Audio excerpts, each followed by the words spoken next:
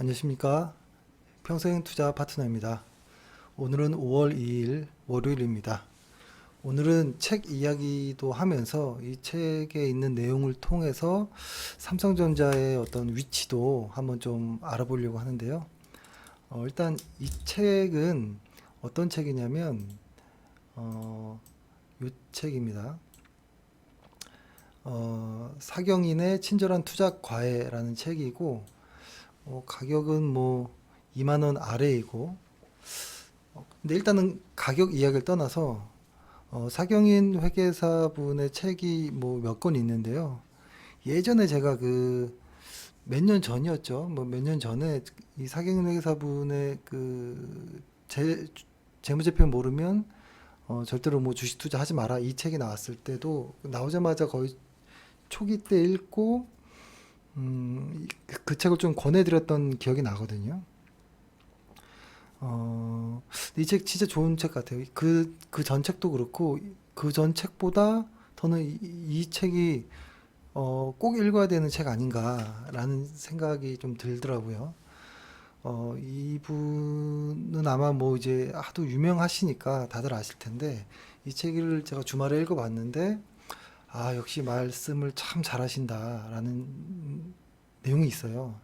참 대단하시다, 이런 생각이 들고, 이 책에서 이제 핵심적인 뭐 여러 가지 내용들이 나옵니다. 처음에 산술 평균과 기압 평균부터 시작해서 이렇게 쭉 이렇게 흘러나오는데, 어, 저도 좀 보고 좀 놀랐는데, 저도 이제 회원분들에게 항상 처음에 저랑 주식 이제 시작하신다 했을 때 첫 통화를 한다거나 혹은 뭐 통화를 할 때 가장 중요하게 이야기하는 거의 첫 번째 이야기하는 부분과 거의 책 내용이 비슷하더라고요. 그래서 이거 너무 비슷하다, 신기하다 이런 생각을 했었는데 뭐 제가 좋아하는 어떤 투자 방식과 비슷한 사람의 책을 찾아서 읽는 건지 그건지 잘 모르겠지만 아무튼 아마 회원분들은 아마 많이 들어보셨을 내용이긴 합니다.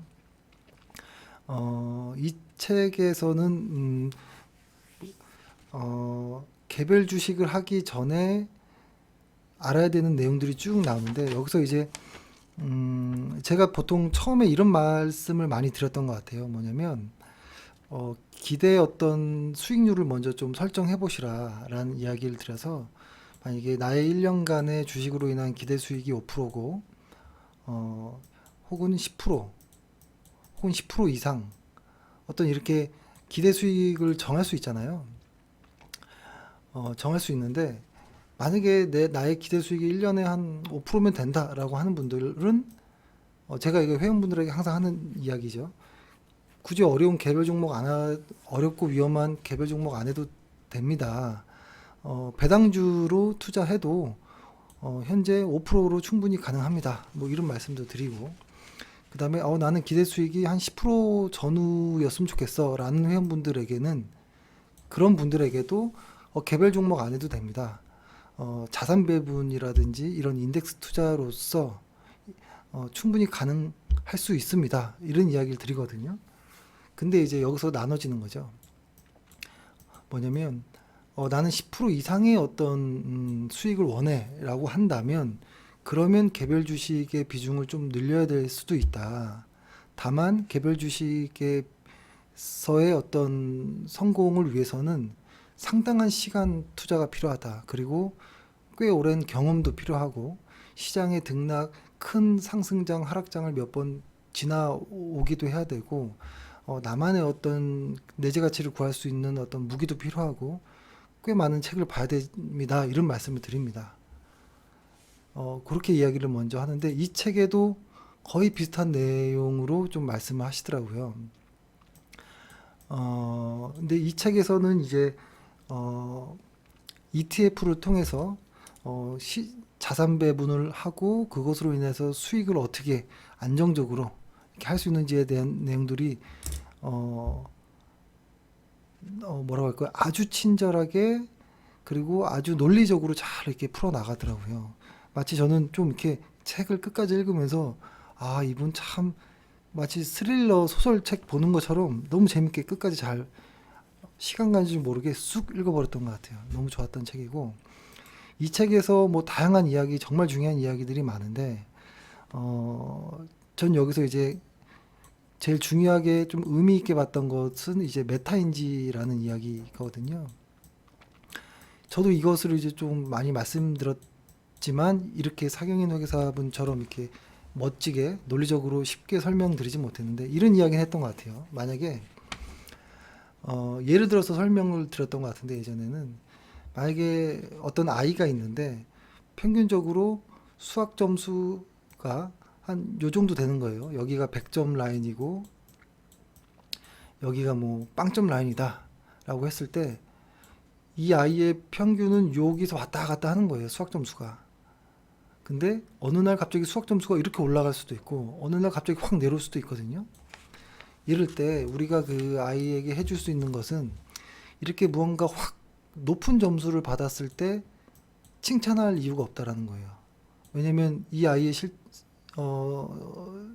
진짜 실적은 여기일 것이기 때문에 그리고 이 아이가 만약에 확 아래까지 나쁜 어떤 성적을 얻어왔을 때 혼낼 이유도 없는 거죠. 왜냐면 그것이 진짜가 아니기 때문에 그것을 이제 주식으로 대입해 보면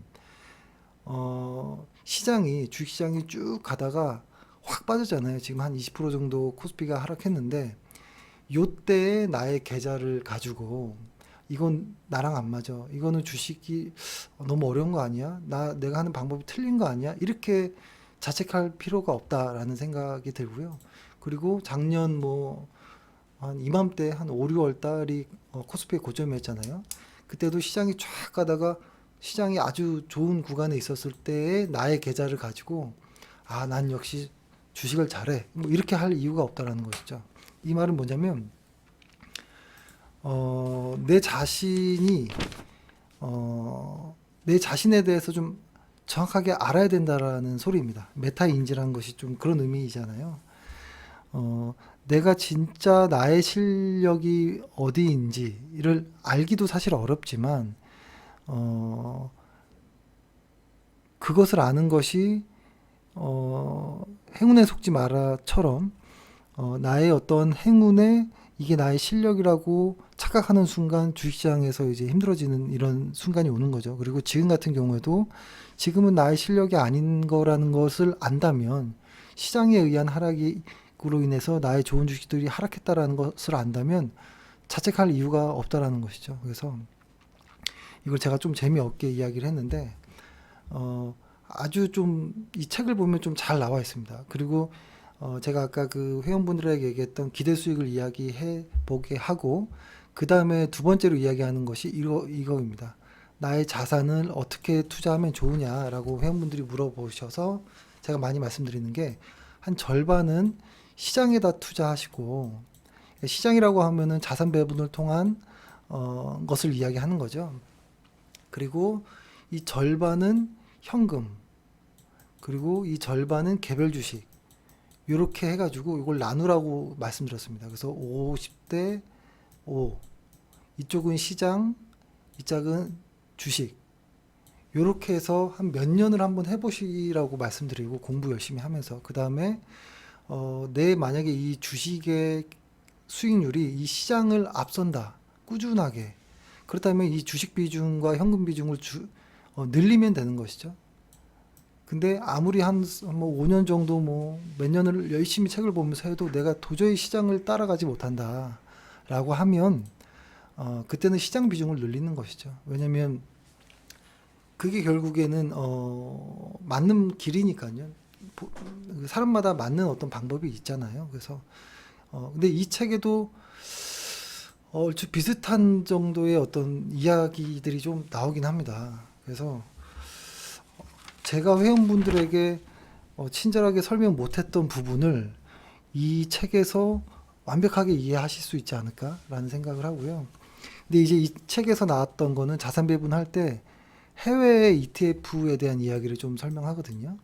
해외 ETF 중에 아주 유명한 이야기를 좀 하는데 여기에 뭐 여러 가지가 있겠죠. 뭐 여러 가지 ETF가 있는데 저는 혼합형 이야기를 좀 많이 들었던 것 같아요. 혼합형이라고 하면 코덱스 200 미국채 혼합형.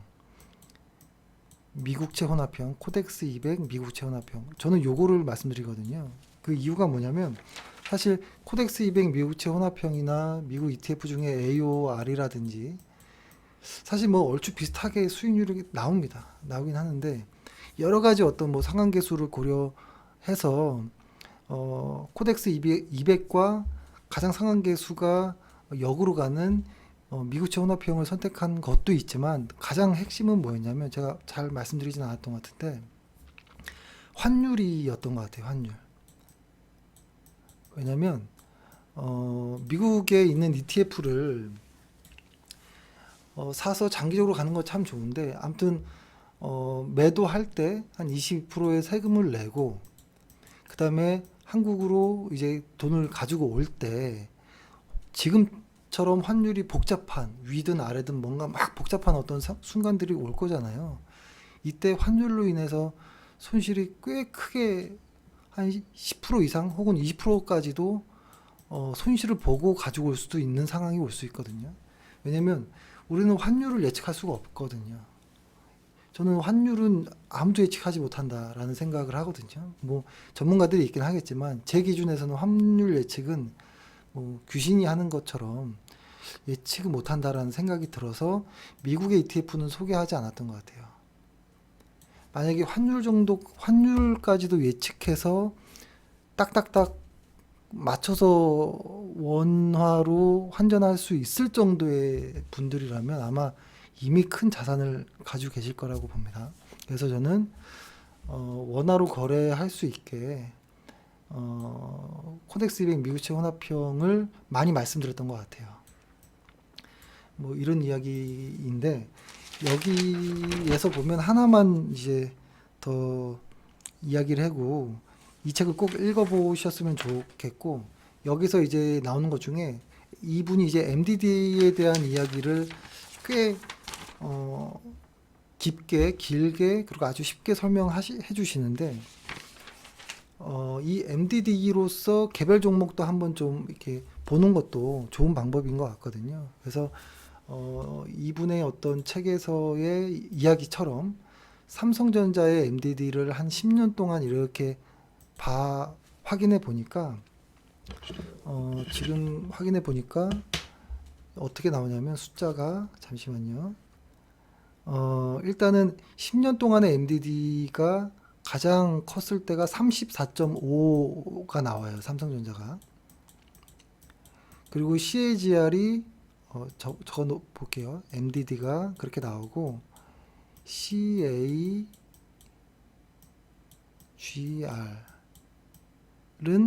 한 9.6% 정도가 나오거든요.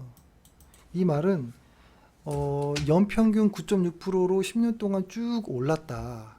다만 시장이 힘들거나 안 좋은 일이 있었을 때 고점 대비 한 34% 정도 하락했던 경험이 있다라는 것이죠. 그러니까 10년 동안 삼성전자를 갖고 있었다면 한 10% 가까운 정도의 수익률이 나왔겠죠. 근데 여기에는 배당이 포함된 거가 아니니까 배당을 플러스 해주면 아마 10%가 넘을 겁니다. 그리고 34%의 MDD라는 것은 10년 동안 별의별 일이 다 있었잖아요. 그죠? 그럼에도 불구하고 가장 고점 대비 하락률의 최고가 34%였다는 것인데 지금 삼성전자의 현재를 보면은 고점 대비 현재까지 오는 동안에 MDD가 30%가 조금 30% 정도 되거든요. 그러니까 한 4% 정도 하락하면 역사적인 또 어떤 신저가가 나올 수도 있는 거겠죠. MDD로 봤을 때. 근데 과거 10년이 34가 최고였다고 MDD가 그 이상 안 깨질이란 법은 없지만 이 정도면 삼성전자가 상당히 많이 눌려 있다. 환율의 어떤 영향이든 외국인의 수급이든 어떤 무언간에 눌려 있다는 생각이 드는데 이렇게 이런 종목을 좀 이렇게 테스트도 해볼 수 있을 것 같아요. 저도 조금 오늘 좀 여러 개 종목들을 봤는데 분명히 실적이 증가하는데도 불구하고 역사적 MDD만큼 하락한 종목들이 좀 있더라고요. 그것 중에 하나가 삼성전자도 되는 것이고, 근데 이번에 1분기 삼성전자 실적 너무 좋잖아요. 그죠?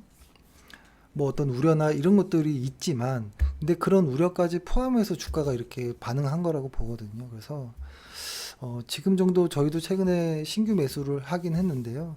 저희가 원래 한 6만 원 정도에 정말 매수하고 싶었던 가격이었는데 6만 원 오기 전 6만 한 6천 원 뭐 얼마였죠? 저희가 그 정도에 매수를 했죠. 저희가 보면은 삼성전자가 얼마였죠? 정확히 6만 7천 원에 매수를 했던 거거든요. 그래서 10% 빠지면 2차 매수를 하고 10%더 빠져서 5만 원대 가면은 3차 매수 혹은 아주 큰 물량 이렇게 생각한다 이런 이야기를 들었던 것 같은데요.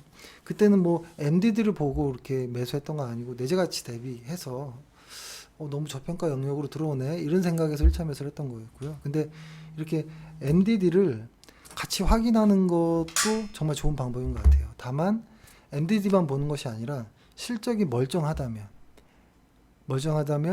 그렇게 과하게 빠진 것들은 매수하는 것은 거의 수익 확률이 매우 높은 이런 기회가 아닌가라는 생각을 합니다. 이렇게 하고요. 근데 이 책 진짜 좋은 책 같아요. 제가 여태까지 말주변이 없어서 잘 설명 못 드렸던 것들, 뭐 기하평균, 사수평균도 여러 번 말씀드렸던 것 같고, 뭐 도깨비 이론, 캐넌의 도깨비 이론이라든지, 뭐 어떤 자산 배분이라든지, 꼭 주식하기 전에 이거 먼저 보셨으면 하고, 그 다음에 나의 기대 수익률이 나는 10% 이상이야 라고 한다고 할지라도 일단은 자산 배분의 일정 비율의 자산은 이렇게 포지션을 이렇게 좀 만들어 놓고 주식 공부가 될 때까지는 개별 주식 공부가 될 때까지는 시장의 수익률을 그냥 가져가는 것도 좋은 방법이 아닐까 이런 생각을 합니다. 예, 이렇게 해서 방송을 좀 마치도록 하겠습니다. 예, 이 책은 회원분들 모두 다 읽어보시길 바라겠습니다. 예, 감사합니다.